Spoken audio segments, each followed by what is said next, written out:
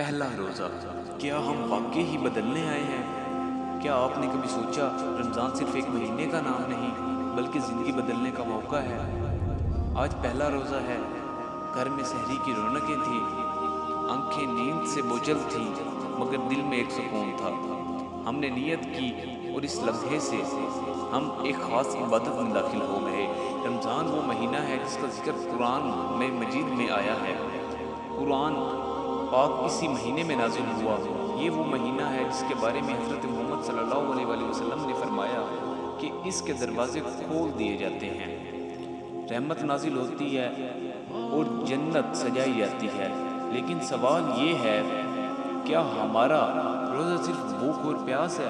اگر زبان جھوٹ بولتی ہے رہی، آنکھیں گناہ دیکھتی رہی، دل میں حسد اور نفرت باقی رہی، تو پھر ہم نے کیا حاصل کیا؟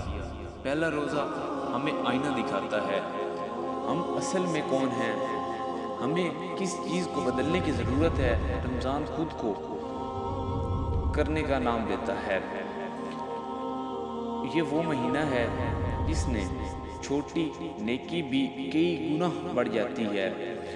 آج پہلا دن ہے، ابھی بھی وقت ہے، اپنی نماز درست کر لیں، قرآن سے تعلق جوڑ لیں، والدین سے معافی مانگ لیں، دل صاف کر لیں، کیونکہ ہمیں نہیں معلوم کیا اگلا رمضان ہمیں ملے گا یا نہیں۔ سوچیں، اگر یہ ہماری آخری